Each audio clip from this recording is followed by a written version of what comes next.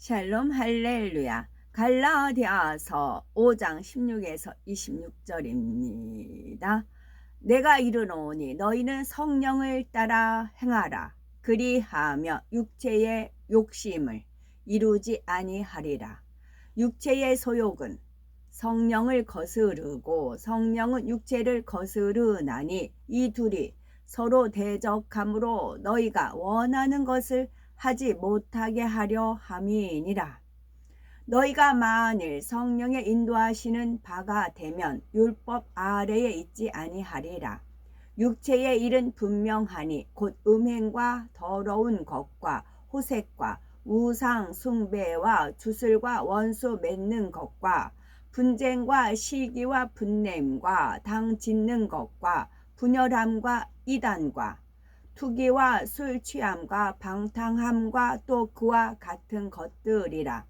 전에 너희에게 경계한 것 같이 경계하노니 이런 일을 하는 자들은 하나님의 나라를 유업으로 받지 못할 것이요 오직 성령의 열매는 사랑과 희락과 화평과 오래 참음과 자비와 양성과 충성과 온유와 절제니 이 같은 것을 금지할 법이 없느니라. 금지한다는 거죠. 주변에서 이런 열매를 맺지 못하게 온갖 방해를 한다는 거지요. 그러나 금지할 법이 없다고요. 아무리 금지한다 할지라도 맺어진다는 겁니다. 그리스도 예수의 사람들은 육체와 함께 그 정욕과 탐심을 그 정과 욕심을 십자가에 못 박았느니라. 만일 우리가 성령으로 살면 또한 성령으로 행할지니 헛된 영광을 구하여 서로 노엽게 하거나 서로 투기하지 말지니라. 아멘. 히브리서 12장 14절 모든 사람과 더불어 화평함과 거룩함을 따르라. 이것이 없이는 아무도 주를 보지 못하리라. 아멘. 제목은 성령의 열매를 맺자입니다. 열매란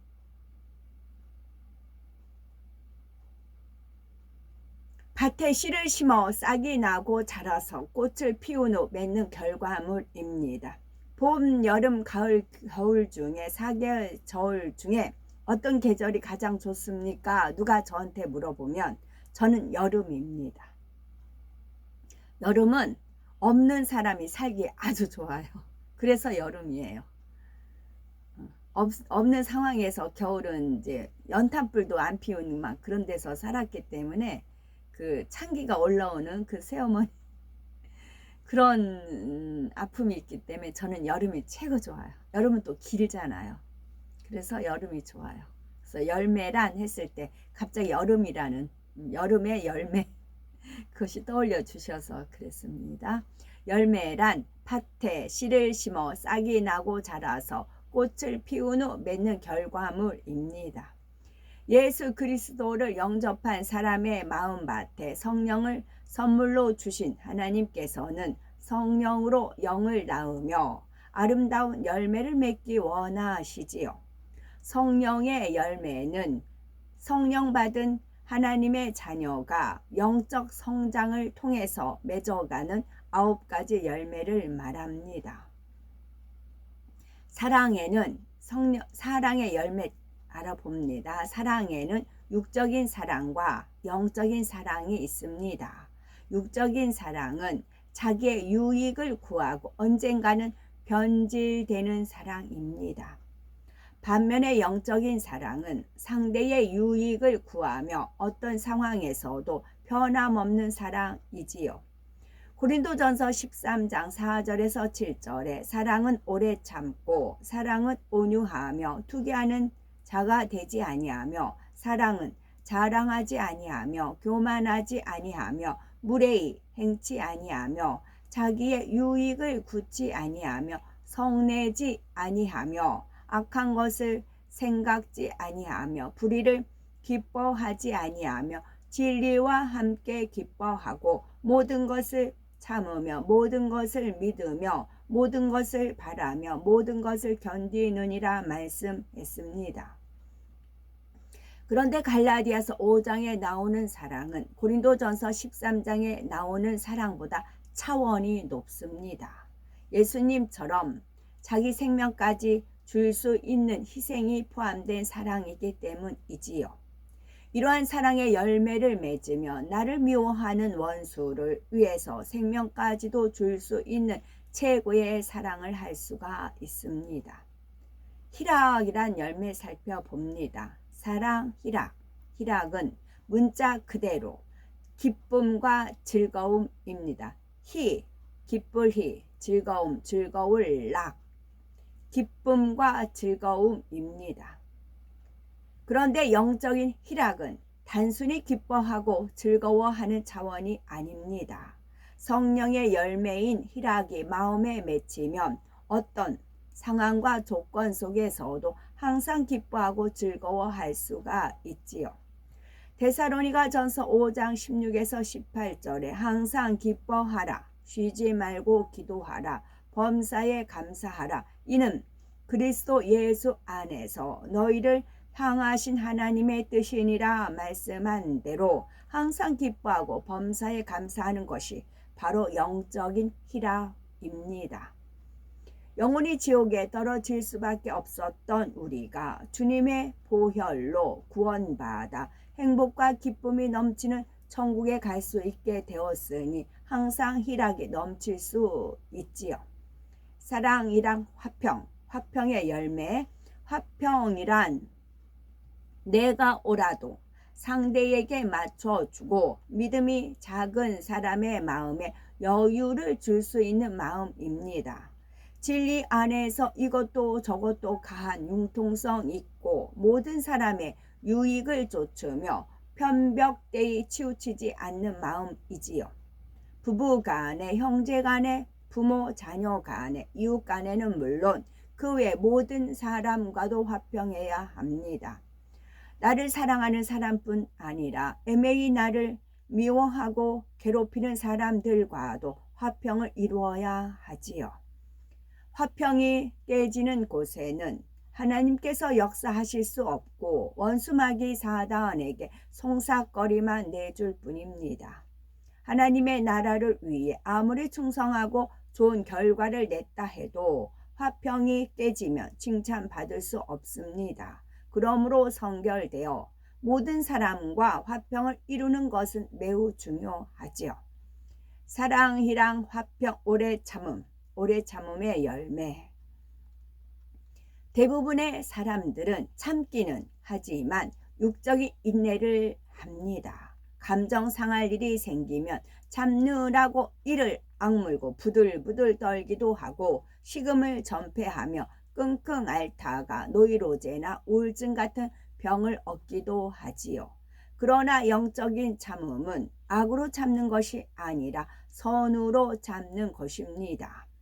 선으로 참을 때는 힘든 일도 소망 중에 감사함으로 이겨내며 어떤 일을 당해도 요동하지 않고 애매히 비난을 받아도 오해가 있나 보다 하며 어찌하든 상대의 마음을 풀어주고자 하지요.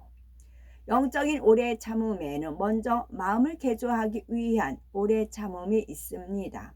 마음에 악이 많을수록 오래 참기가 어렵고 성결을 이루는 만큼 더 쉬워집니다. 다음으로 사람 사이에 오래 참음이 있지요. 이는 상대가 내 생과 성격에 맞지 않더라도 항상 선으로 이해하고 참는 것입니다. 마지막으로 하나님께 대한 오래 참음이 있는데 이는 하나님께 응답받기까지 오래 참음을 말합니다. 사랑, 희락, 화평, 오래 참음, 자비, 자비의 열매.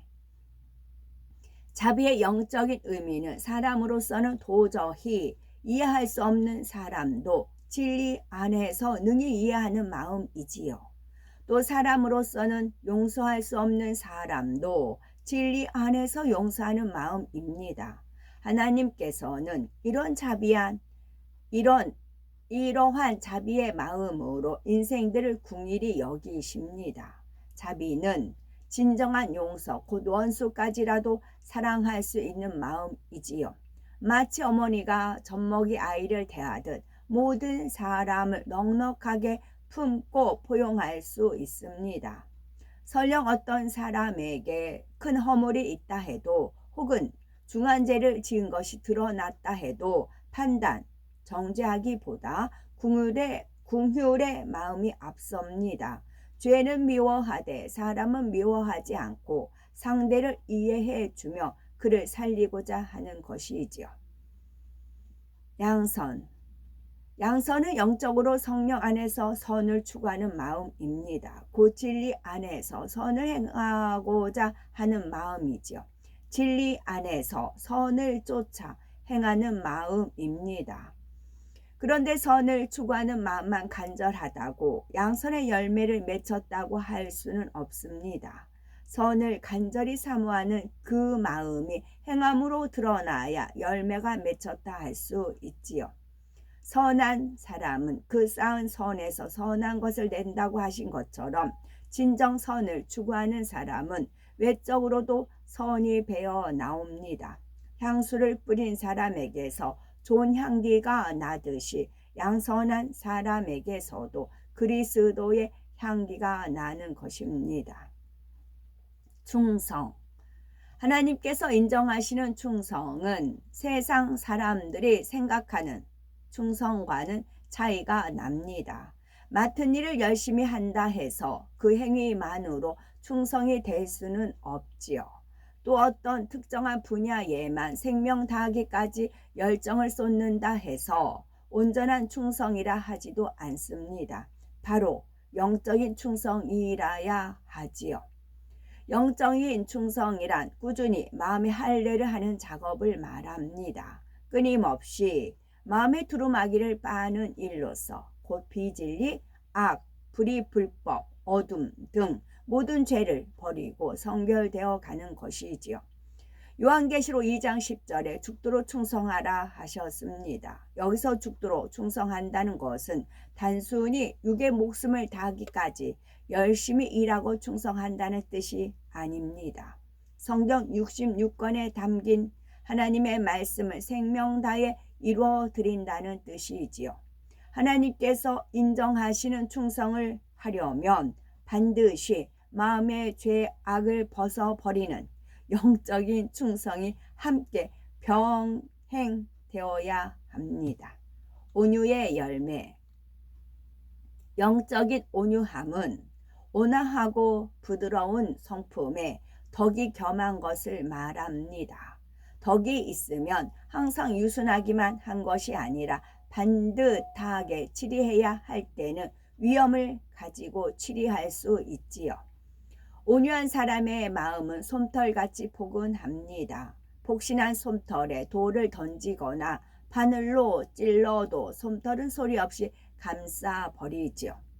이처럼 상대가 자신을 어떻게 대한다 해도 온유한 사람의 마음에는 걸림이 없습니다.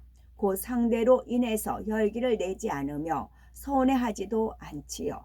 또 상대의 마음을 불편하게 만들지도 않으며 그를 이해하고 감싸줍니다. 그러니 많은 사람들이 깃들이며 그에게서 쉼을 얻는 것입니다. 이처럼 온유한 사람은 땅을 기업으로 받습니다. 이 세상이 아닌 천국에서의 넓은 땅을 받지요. 이 땅에서 자기 안에 깃들여진 모든 영혼들을 초청하여 함께할 만큼 큰 처소를 상급으로 받게 되는 것입니다. 절제의 열매. 절제는 다른 성령의 열매들이 온전해지도록 조절하는 역할을 합니다. 그래서 성령의 9가지 열매의 시작은 사랑이지만 마지막은 절제입니다. 절제는 다른 열매에 비해 특성이 두드러지지 않지만 매우 중요하지요. 모든 것을 적당하게 조절하여 안정되게 하고 단단하게 지탱해 줍니다. 절제의 열매가 있어야 모든 열매들이 온전해지기에 가장 마지막에 언급하신 것입니다. 절제의 열매가 맺힐 때 나타나는 증거가 있습니다. 첫째는 항상 질서를 쫓아 행합니다. 두 번째, 진리를 행할 때 대상과 시기, 장소를 고려할 줄 압니다. 세 번째, 조급해하지 않고 침착하며 일의 전후를 분별하여 대응합니다. 아멘.